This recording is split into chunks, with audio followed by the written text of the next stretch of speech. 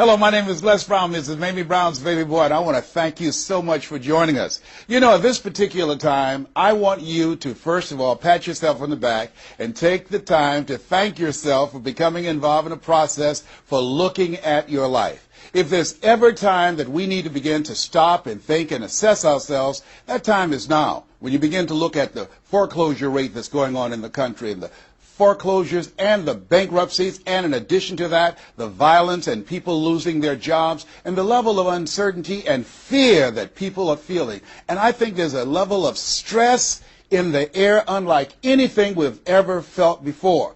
And so just to take the time to think, to pause, and particularly not only looking at what's going on, but asking yourself the question, how's this affecting me? You know, we want to all become successful, but I've found that there's some success that's toxic success. What I mean is that you don't want to end up going after goals and dreams and neglect yourself. I want you to think about your goals and dreams and things that you want to achieve, and at the top of the list, I want you to put up there your strategy for being here. I just came from the doctor. Let me share something with you. I don't care what goals and dreams that you have. You've got to have your health in order to be here. So at the top of my list, and I'm suggesting you put it at the top of your list, your strategy, your game plan for being here. What are you going to do to take better care of yourself? That's one of the first things I want to ask you about. Because when I look at my life at 64, and I used to think people in their 50s were old, but now that I'm 64, I said, look here, people in their 80s and 90s, they're old people. My goal is to be here not only just to see my grandchildren, but to see my great-grandchildren and my great-great-great-grandchildren. But in order to be here, that's not just lip service, that's a commitment with my time, with my energy, and the choices that I make. So I want you to think about your strategy for being here, and I want you to think about your goal for securing your life in your future. See, as I get older, my goal right now is to become an asset to my children rather than a liability, financially and physically. See, I don't want to be a burden to my children. I don't even know if they like me that well.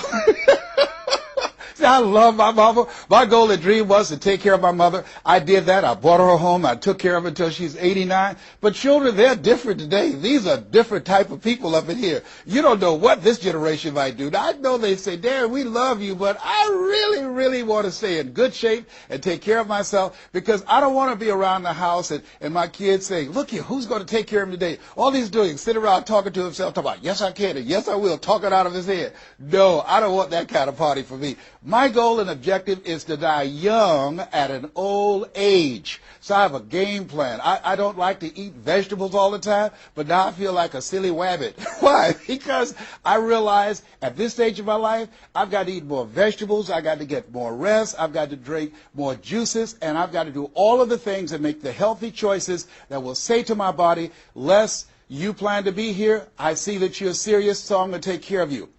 I do 160 push-ups every morning nonstop. Why? I couldn't do that at 15 or 20. But at this stage of my life, I've got to do those kinds of things in order to challenge my body, to stretch my body, and to indicate I plan to be here. What's your plan? What's your goal? Because if you don't have a goal for being here is not a given. When I was a kid, we used to go to funerals of old people. I can't tell you how many young people whose funerals I've gone to. I can't tell you how many. And so, and there's something about between 40 and 60. I don't know what it is about that period in time. Between 40 and 60, if you're approaching 40, I can tell you, and you already know, life begins to intensify.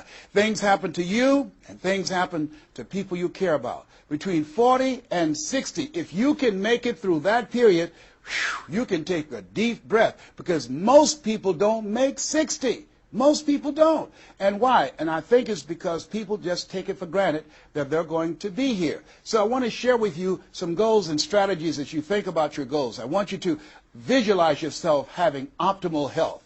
Having your right mind. I used to ask my mama, Mama, every Sunday you stand up in church and other older members of the church say, I want to thank the Lord for waking me up in my right mind this morning. Why do y'all say that all the time? She said, don't worry, son. You live long enough, you'll find out. She was absolutely right. I went in the room the other day to find something. I got in there, and I couldn't remember what I was looking for. I came out. I remembered what I was looking for. I went back in. I found it. Then I couldn't remember why I was looking for it. One of my children said, Daddy, you need some ginkgo biloba. I said, what's that? She said, something for your memory. I went down to the health food store. I was walking around. The lady said, may I help you, sir? I said, I forgot why I'm here. She said, you need something for your memory. I said, I know. So they took me over to a little section, and I bought the stuff, and then I took it home. Now, I can't remember where I put it. So when I got up this morning, I said, I want to thank the Lord for waking me up in my right mind this morning. See, if you woke up in your right mind this morning, that's a good thing. I called a friend of mine the other day, Miss Williams, said, Miss Williams, how you doing? She said, baby, I'm doing good. She said, I went to the bathroom by myself, not all myself. I said, too much information, too much information. Let me tell you something, but that's a good thing. I know about that. I've been in the hospital. I know what it is not to be able to move. I know what it is to have back challenges. I know what it is to be in pain. So this thing called life, you got your health? Let me share something with you. That's a good thing. A friend of mine, Bishop T.D. Jakes, said, if you got a problem man or money can solve, you ain't got no problem. I can agree with that. And I learned some things going through that experience. And really, I should say, growing through that experience. My goal at that time was to be here. And trust me, it's better be seen than to be viewed. Are you feeling the brother? Up in here, up in here. So I want you to think about your goals and dreams. And here's what I want you to do right now. I want you to say to yourself, it's possible. It's possible. And I want you to follow along with this process. As you think about your goals and dreams, I want you to write this down. I'm going to give you some strategies to maintaining this possibility mindset. I want you to write down mindset maintenance. Mindset maintenance. Let me share something with you. The easiest thing that I do every year is to live my dream. That is, helping people to realize their potential, to step into their greatness, challenging themselves, reinventing themselves, to start their own businesses. I've helped over 400 people earn millions of dollars. The easiest thing I do every year is what I do on a day-to-day basis, going into prisons and juvenile detention centers, teaching young people mindset development, how to become effective communicators, how to dress like a prospect rather than a suspect. Those are the easy things that I do. Let me share with you the most difficult thing that I've ever done in my life. And that was to believe that I could do it. That's the most difficult thing that I've ever done in my entire life. To believe that I, Les Brown, who was born in an abandoned building on a floor in a poor section of Miami, Florida, with a twin brother. We were adopted. We were 6 weeks of age by Mrs. Mamie Brown, and I called myself Mrs. Mamie Brown's baby boy. All that I am and all that I ever hope to be, I owe to my mother. I saw a sign once that said, God took me out of my biological mother's womb and placed me in the heart of my adopted mother. To believe that I, Les Brown, who was labeled educable mental retarded, put back from the 5th grade to the 4th grade, failed again when I was in the 8th grade, to believe that I had the ability to live the life that I'm now living. No one could have told anybody who knew me, including myself, looking in on us when Mrs. Mamie Brown was raising us in a poor section of Miami, Florida called Liberty City in Overtown, that I would be who I am right now. I didn't even know that. And I want you to think about your goals and dreams, and I want you to expand them. Why? Because it has been said that most people fail in life not because they aim too high and miss. No, most people fail in life because they're just like I was for 14 years. They aim too low and hit. And many never aim at all, not at all. They just go through life surviving. Someone said that many people die at age 25 and don't get buried until they're 65. I was talking to a friend of mine named Rosia, and I said, Rosia, how you doing? And she said, let me tell you something. Life is a mess. I said, girl, what are you talking about? She said, my life is a mess. She said, you know what? She said, I just was sitting up here thinking, I haven't lived. I haven't lived. She said, I've been working hard all my life, paying bills and taking care of my children, and my children are gone, and I've just been thinking, I haven't done anything. She said, when I die, I don't want when people view my body, I don't want them to say, oh, she had a funny expression on her face. I said, what do you mean by that? I don't want to have an expression that I'm mad, because if I died right now, I would be mad. I said, why? What are some of the things you'd like to do? She said, travel. I would love to travel. I'd like to see the pyramids. I've never been to Paris. I want to go to Paris. I've never been there. There are things that I want to see, things I want to do. She said, I want to make a difference in young girls' lives, teenage mothers. I was a teenage mother. I want to be able to make a difference in their lives and see the impact that I had on their lives. And she mentioned a variety of things. And I remember a story about a lady who went to the doctor, and she was diagnosed with terminal cancer. And she came home, and she was sitting at a table, and she was drinking some coffee, and all of a sudden, she just looked up and she said, "I refuse to die an unlived life. I refuse to die an unlived life." And she decided that she was going to live. That up to that point, her life was for her family, for her children, for her husband, but she had left herself out of the equation. Have you ever done that? I remember at a period of my life, I was going to work, and I was working on a job that I hated. And at the same time, I was praying that I wouldn't get fired. I was praying that I wasn't laid off. I was miserable. Nobody was holding a gun to my head. But I showed up every day, and I used a flimsy excuse. Well, I got to pay the bills. I've got a car payment I have to pay. I have a family. I have children. I have a car note, and I have a mortgage note I have to pay. I've got to survive. I was showing up for a paycheck. Ladies and gentlemen, that's not living. And a friend of mine said, "You know when people change?" And I said, "No." He said, "When they get to the point when they say, 'I've had it. I've had it.'" I think the only reason that you're listening to me right now, the only reason that you're watching this webinar, that there's somewhere in your heart of hearts that you've said, as you looked at your life, you said, "I've had it." And not only have you said, "I've had it," but you said also in your heart of hearts, "I can do better than this." And let me share something with you. You can.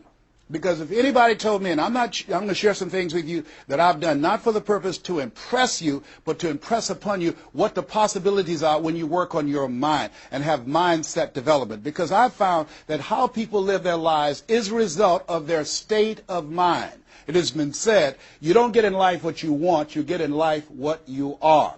So part of the process, number one, is expose yourself to positive messages.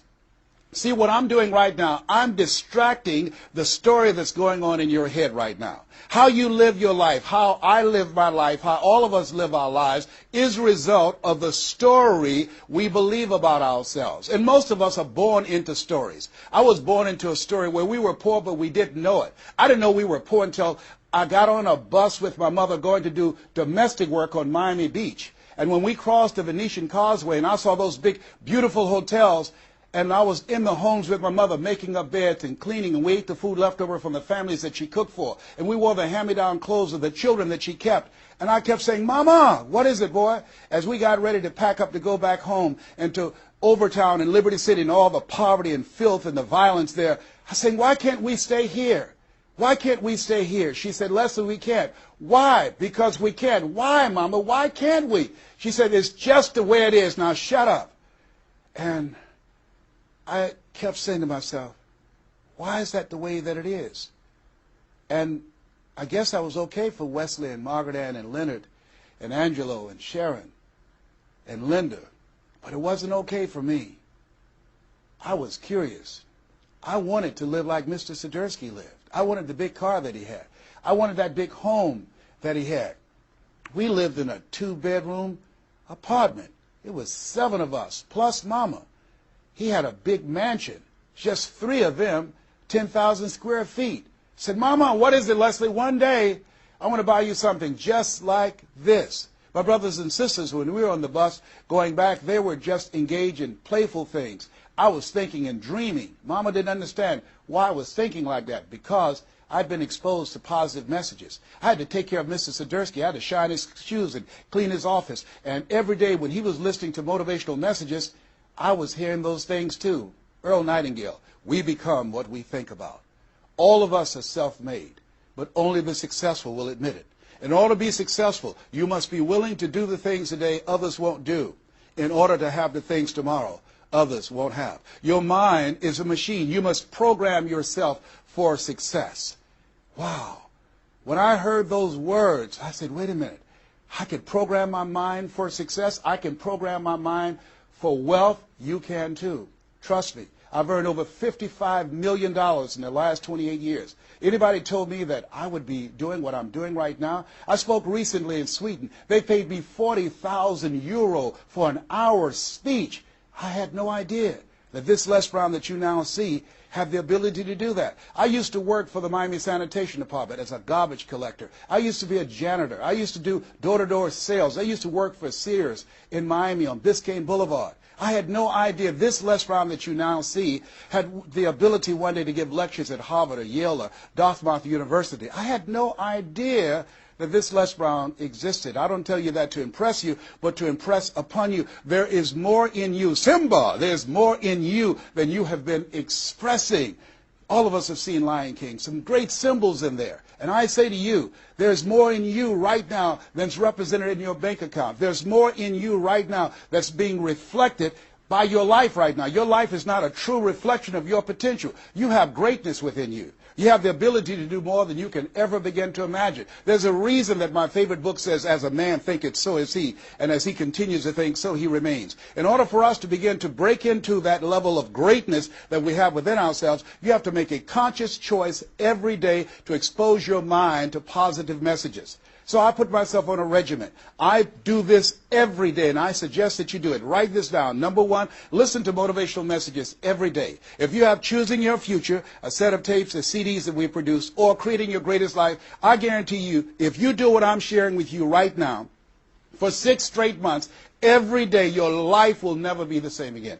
I guarantee it 100%. You listen every day for 1 hour to Creating Your Greatest Life, any of those messages, because faith comes by hearing and hearing and hearing. What it will begin to do is interrupt the story in your mind. It will override the story that you believe about yourself. It will distract all the negative thoughts that you have that's holding you back, that held me back for 14 years. When I used to go see the #1 motivational speaker on the planet, Zig Ziglar and Tony Robbins, and my heart said, I can do that. I love to help people. I'm just like my mother. And then my mind would ask how. And I went from my heart to my mind. And my mind would say, Les Brown, you don't have a college education. Les Brown, you've never worked for a major corporation. Les Brown, you were labeled educable mental retarded. They call you DT, the dumb twin. You're not as smart as your brother.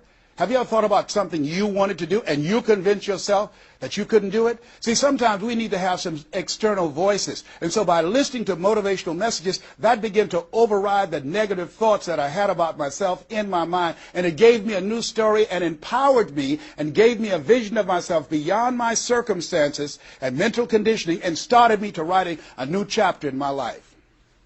And so now, money will never be another issue for me.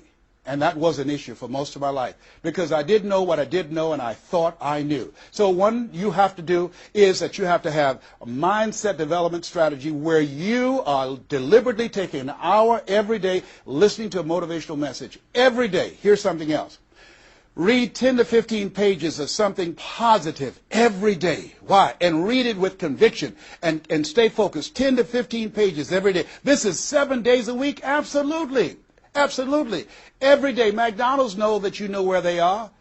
Burger King know that you know where they are. But every day they have some advertising. They have billboards, they have radio, they have television. Why? Because by exposing you to those messages, that will begin to impact your behavior. And it will drive you into the place to purchase what they're advertising. Now you're advertising for your greatness. And faith comes by hearing and hearing and hearing and hearing.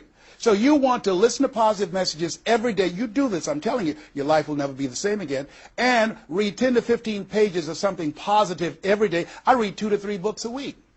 Why? Because I have goals and dreams of things I want to achieve. I want my life to count. I want to make a greater impact. At this stage of my life, I'm working on my children's education. A good man leaves a legacy for his children's children. So I'm working on their education at this point in my life. And as I begin to look at myself, in order to achieve more and to do more, I know I have to work more on my mind. And let me give you an example how this works. The most money I've ever earned in an hour and a half, $260,000. That's the most money I've ever earned in an hour and a half. A lot of people work a whole month and don't do that, or 6 months. Then, and this is the next thing I want you to do. I want you to look at your relationships, and I want you to upgrade your relationships. See, MIT did a study, and this study indicated that you earn within $2,000 to $3,000 of your closest friends. Not only did I start reading books every day and listening to positive messages, but I separated myself from my friends who did not have goals and who did not have dreams. Why? Because people rub off on you. It's called a mind virus.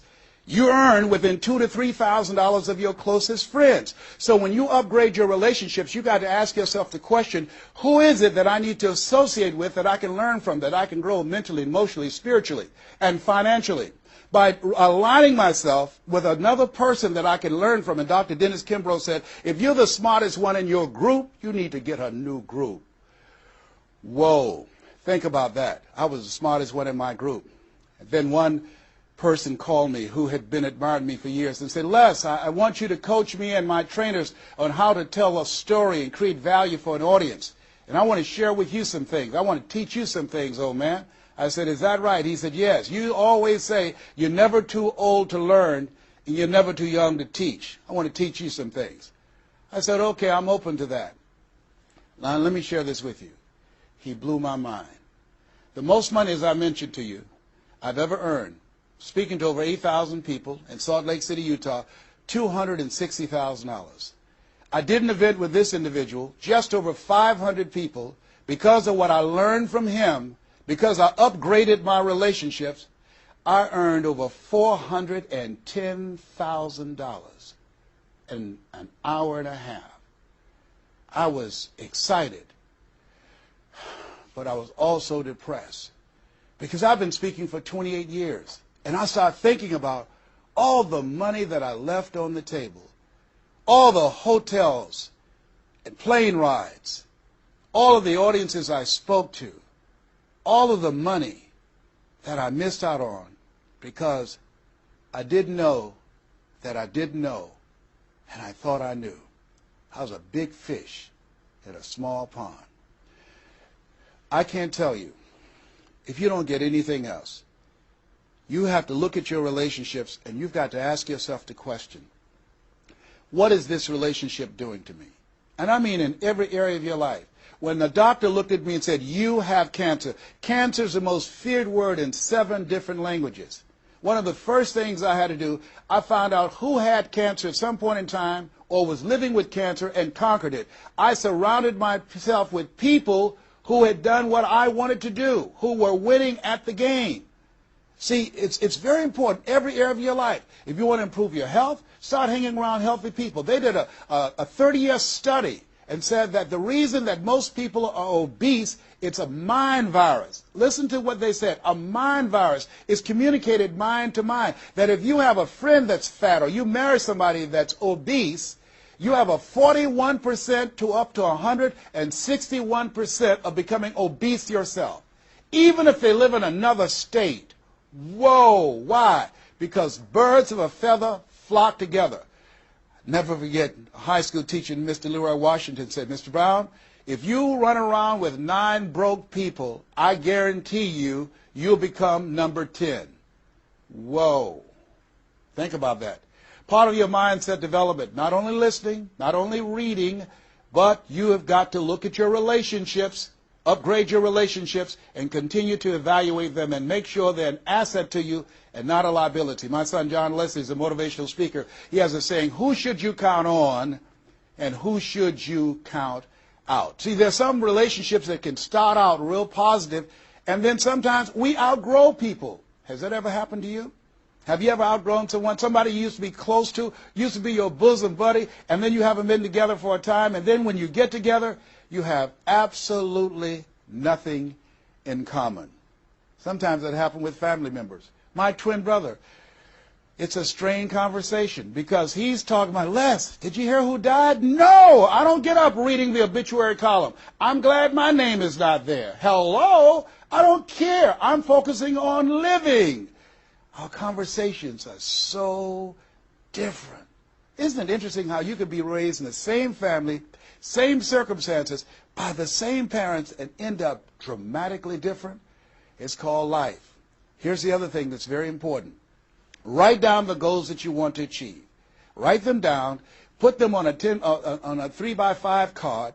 And I want you to use a King James Version Bible and Matthew 7:7. Ask and it shall be given. Seek and ye shall find. Knock and it shall be open unto you. I want you to write that on one side of the card. On the flip side of the card, I want you to write down one major goal that you want to achieve.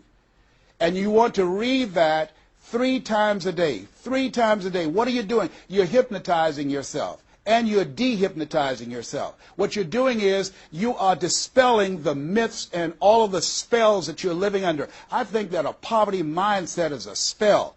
I think that people go so far, and because they're mesmerized by life, they unconsciously stop. And you have to break that spell by constant attention. So on one side you read your goal, that one major goal, 3 times a day. Then the flip side, you flip that scripture over.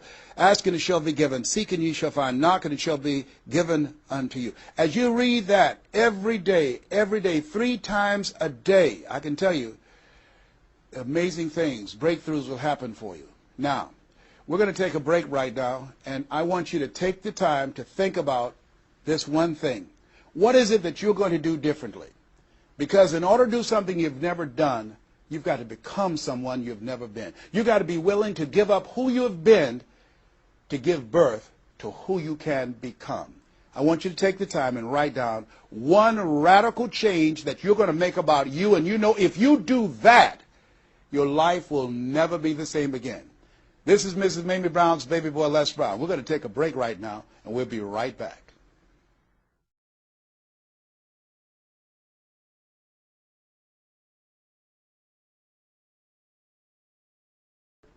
Hello, this is Les Brown, Mrs. Mamie Brown's baby boy. I hope you took some time to really go within because, see, no one knows you like you. You know what it is that you need to work on. I mean, one of my main issues that I had to dramatically change about myself was I had to develop courage. I used to go see people do things. I saw speakers on stage. My heart would say, I can do that.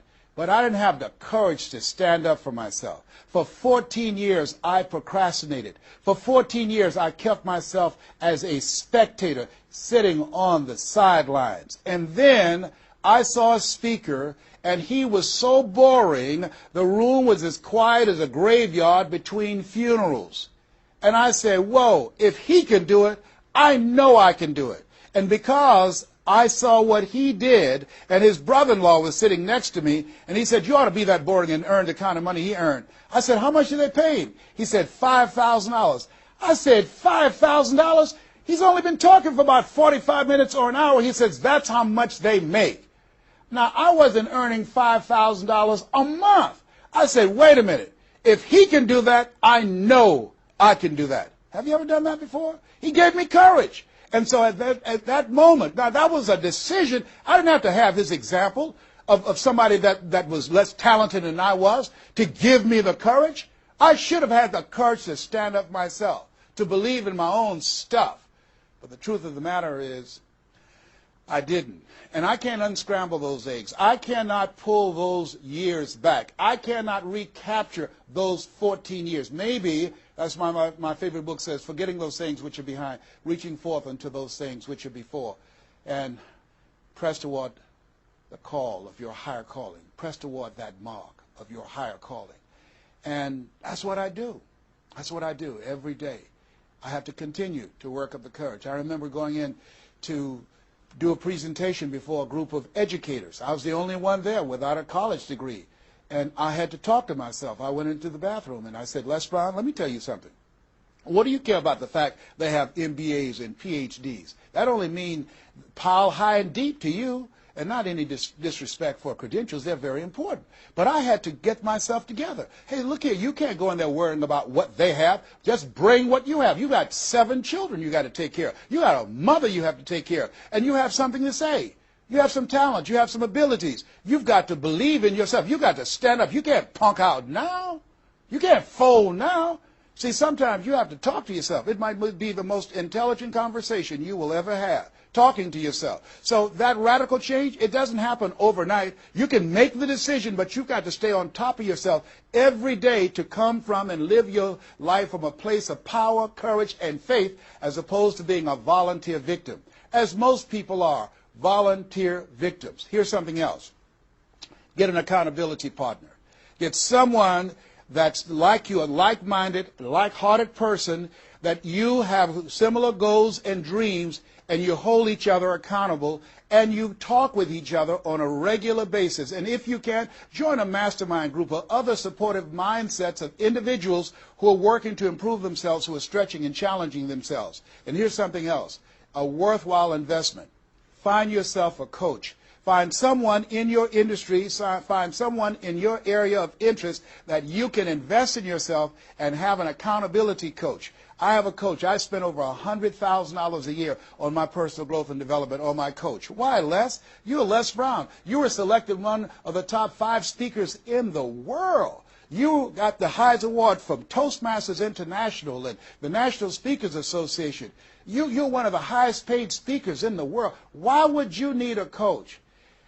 If you ever watch Tiger Woods, who everybody would say arguably one of the greatest golfers on the planet today, whenever he swings, you will see him look at the ball, and then he'll look to the right to look at his coach.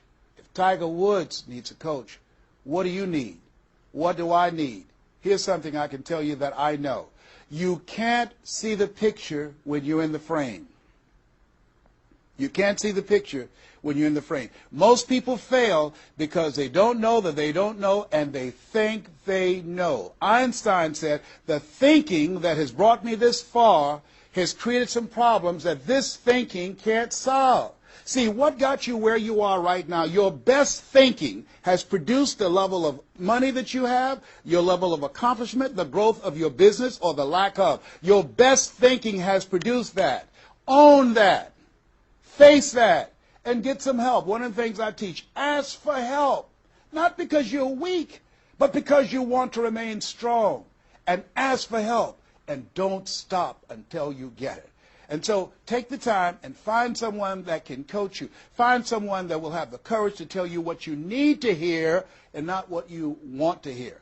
And that's what I have. And Mike Williams, who's been my coach for the past 38 years, and I shudder to think what would have happened to me. I used to be a disc jockey, Les Brown, the man about town, LB, Triple P. There were none before me, there will be none after me. Therefore, that makes me the one and only. Young and single, love to mingle, certified, bona fide, duly qualified to bring you satisfaction and a whole lot of action. I was bad, baby. Yes, I was. And this guy said, Les, you're more than a disc jockey.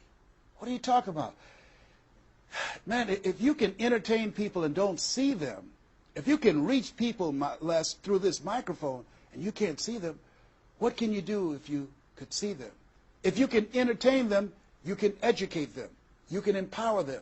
If you can be Les Brown, the man about town, and you can swim to the bottom of the deepest ocean or climb to the mountain, the top of the highest mountain, no matter where you go, they'll be talking about me, LB, Triple P. If you can come up with all of that kind of gobbly-gob garbage, what could you do if you sat down and you started thinking and doing editorials about things that's maintaining our detriment?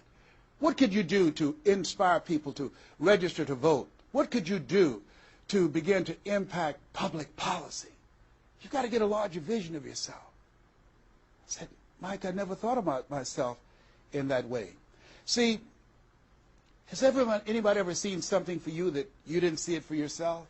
I didn't see that for myself. Maybe that's why my favorite book says, eye has not seen, ear has not heard, nor has entered the heart of mankind what God has in store for you. Because of what he saw in me, he inspired me. He gave me a vision of myself beyond my circumstances, beyond my mental conditioning, and beyond the job where I was, because I thought I was just a disc jockey. I love that. I master a microphone. You drop me in any city, I can master a microphone. I can turn a city upside down with a microphone. But I had more in me than I was expressing, and I did not know it. And because of his encouragement, I became a community activist. Because of his encouragement, I started doing a talk show called Voice of the People. Because of his encouragement, when I got out of radio, I ran for the Ohio legislature, and I was elected. And because of his encouragement, I passed 14 bills my first term. Because of his encouragement, I was elected 3 times and became the chairman of the Human Resource Committee. Because of his encouragement, I became a public speaker. Because of his encouragement, I became an author. Because of his encouragement, I did a show for King World called The Les Brown Show, and they paid me $5 million, $2 million not to speak. Because of his encouragement, I produced specials for PBS, public television. They said, you couldn't do that. You don't have a college education. It's educational television. Because of his encouragement, I did so many things I had absolutely no idea that I could do. I encourage you to live full and to die empty. There's more in you right now than just working on a job where they pay you just enough to keep you from quitting and you work just hard enough to keep from getting fired. And when you make the decision and identify that key area of your life that you need to make a radical change, things will begin to open up for you. Now, here's the other thing that's very important. Once you identify your goal, I want you to get, if possible, a visual picture of your goal. My major goal was to buy my mother a home. I got the picture of the home with a 12-foot swimming pool and a basketball court on a golf course. I bought that home for my mother. It cost just over $400,000, 10,000 square feet. I had a picture long before I had the money and the down payment to get it. My goal was to be known nationally and internationally as a speaker. I had that goal. I had a card that I had on one side, asking, it shall be given, seeking, ye shall find, knocking, it shall be opened. On the other side, I had, I'm the world's #1 orator. I produced that result in my life. I had a goal of becoming a talk show host. I used to watch Phil Donahue, and I put my picture on the screen of the television as I listened to the program. I visualized myself there, and I was called by King World Production, and I had my own talk show. Well, it was the highest rated, fastest canceled talk show in the history of television. Well, at least I had one. It's called life. Now, here's something else. You will fail your way to success. Trust me on that. You can have a lot of failures, a lot of disappointments, but you will fail your way to success. Goethe says, that which does not kill you will make you stronger. See, 85% of people allow their fear of failure to outweigh their desire to succeed. That's why you have to be of good courage. You have to have courage. When life knocks you down, I have a saying, try and land on your back, because if you can look up, you can get up. So once you look at and decide the goal that you want to put some things, put a treasure board or a goal board and have pictures of the goal that you want to achieve so you can see it every day when you get up in the morning and the last thing at night. You're programming your subconscious mind where 9 out of 10 decisions that you make comes from there. Here's something else.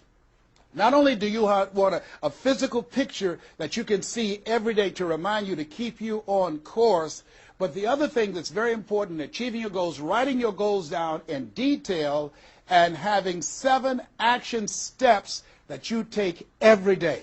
Now, Robert Schuller said, by the yard it's hard, but inch by inch, anything is a cinch. You want to think about what are the things I need to do every day. Break it down into increments. You have your 30-day goals, and you have your 3-month goals, and your 6-month goals, and your 1-year goals, all right? You want to break it down in increments. What do you need to do starting today? Don't squander any time.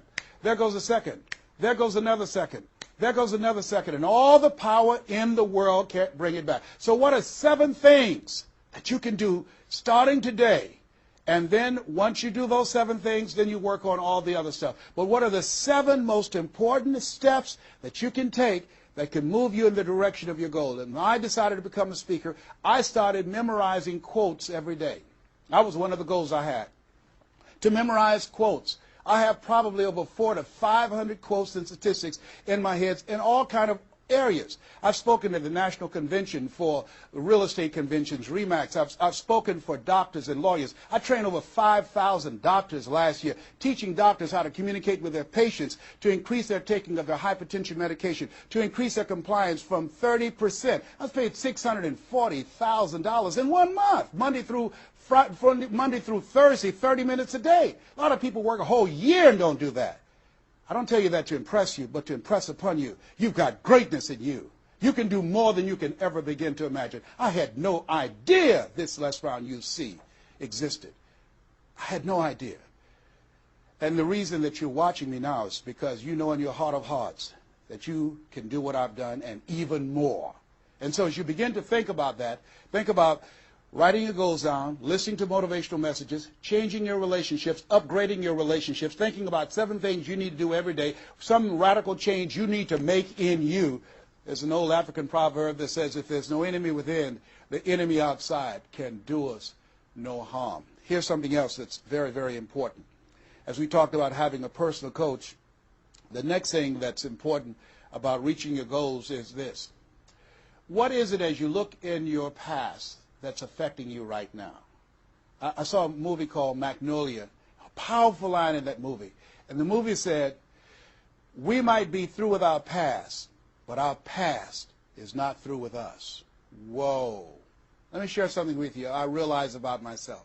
The reason that I procrastinated for 14 years was because when I was in the 5th grade and Mrs. Mary Ford Williams said to Mrs. Crompton, he doesn't belong here. He is slow. He's not like his brother. And they put me back from the 5th grade to the 4th grade. That affected me. I didn't even realize it. They say sticks and stones will break your bones, but words will never hurt you. Yes, they will. But they can also free you up. Because I'll never forget when I met Mr. Washington. It was my junior year in high school. I've been in special education from the 4th grade all the way up to my junior year in high school. My twin brother always made the honor roll. And he said, young man, work this problem out for me. He was a new instructor. I said, sir, I can't do that. He said, why not? I said, I'm not one of your students. He said, look at me. Yes, sir. Work the problem out anyhow. I can't do what you asked me to do, sir. Why?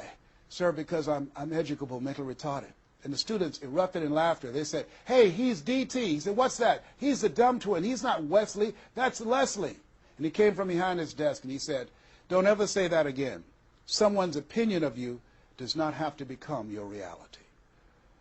That was a jarring statement. On one hand, I was humiliated, but on the other hand, I was liberated because he looked at me with the eyes of Goethe who said, look at a man the way that he is, he only becomes worse. But look at him as if he were what he could be, then he becomes what he should be. And here's what I learned from that experience. I want you to visualize yourself already there. Whatever goal, whatever dream that you have, see the picture complete. See yourself there. Why? We have something at the base of our brains called the reticular activating system. See, you have genius within you, and to prove it, let me give you an example. The other night, I said, I've got to get up tomorrow morning at 7 o'clock. I was at a hotel. I called downstairs and told them to call me at 7 o'clock. The hotel neglected to do it, but I woke up at 7 o'clock on the nose. Have you ever done that before?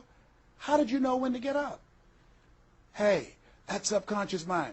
Everything we need, the answers are already there. Have you ever seen somebody and said, you know what, I remember your face, but I don't exactly know where.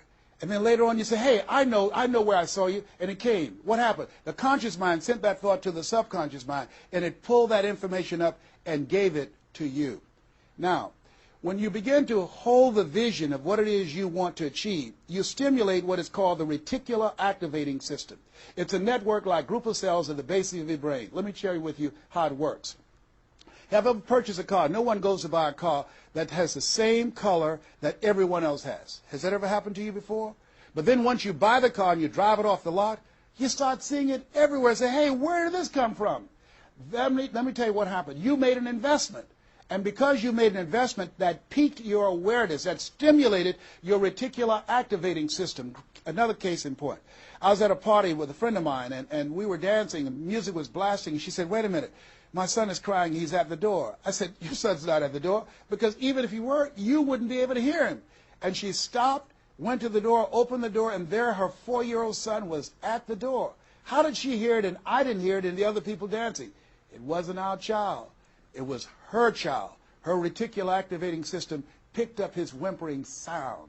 And I'm saying to you that you have that in you. When you focus on your goals and dreams and you visualize it complete, it will stimulate the reticular activating system and it will lead you there following all the other things that we suggested. Now, not only is it possible you can live your dream, it's necessary that you change relationships, that you get a coach, that you meet with other like-minded people that will hold you accountable, that you write your goals down, that you have 7 steps that you do every day on your goals to monitor to see where you are. But you've got to take full responsibility. If everything work out for you, fine. If you have the money, fine. If you can get the help and support of friends and family members and your spouse, great. But if you don't, all of those things are minor things. The major key to your reaching your goals is you. Nobody's going to work on your dream harder than you. Trust me on that one. You've got to take responsibility to make it happen. If it happens when you come out the gate, fine. But if you fail, so what? Come back again and again and again and again. If it's something that you love, if it's your passion, until you do it. George Bernard Shaw said, the people that make it in this life, they look around for the circumstances that they want, and if they can't find them, they create them. Here's something else.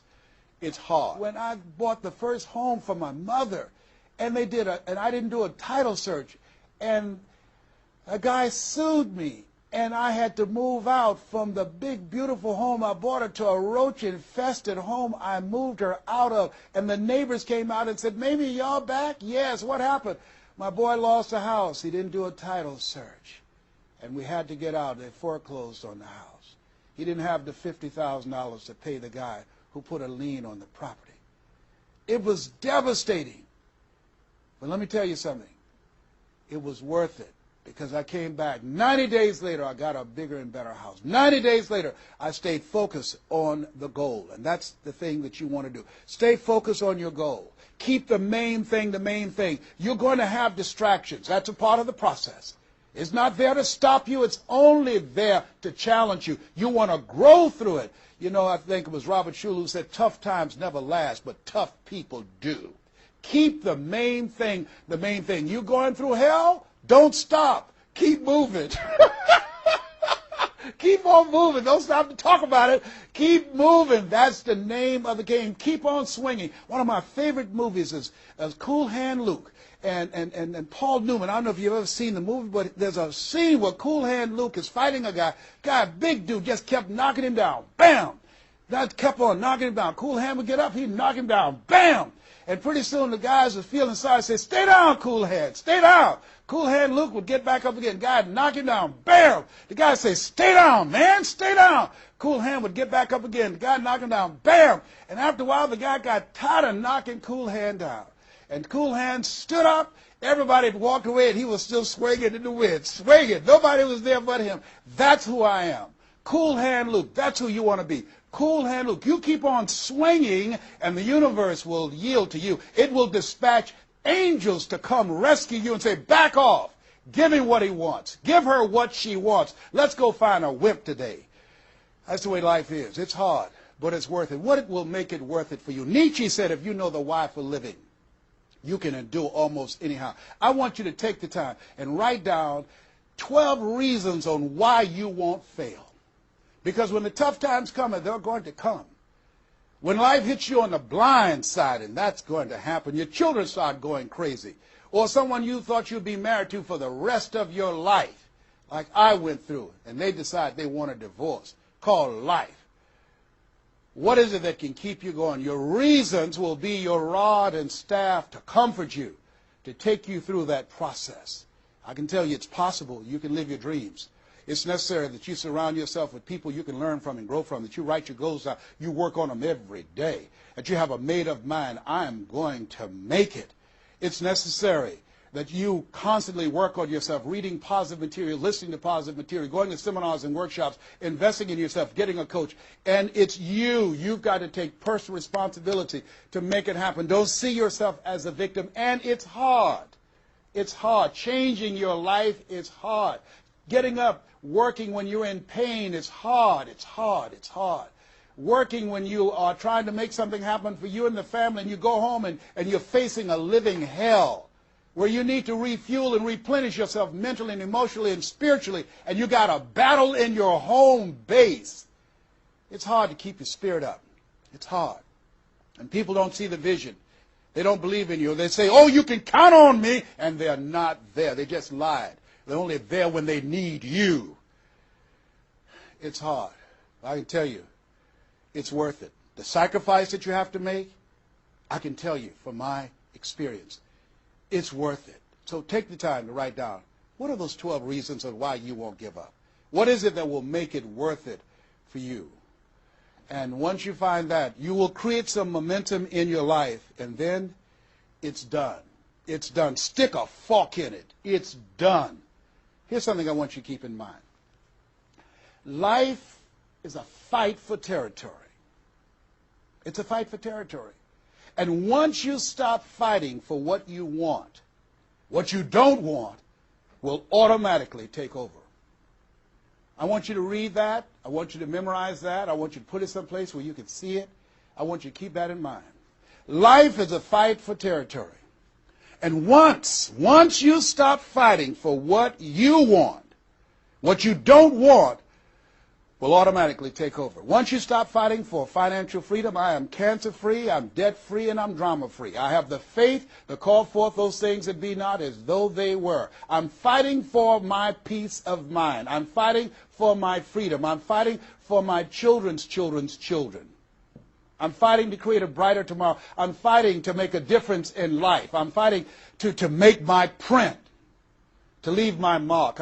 I refuse to die and unlive life. And that's what you are doing right now. You're saying to yourself, I refuse to die and unlive life. I want my life to count. I want my life to mean something. I want not to be a burden to anybody. I want to control my own future, to write my own check, to control my own destiny, to do what I want to do when I want to do it, not to answer to anyone else but myself.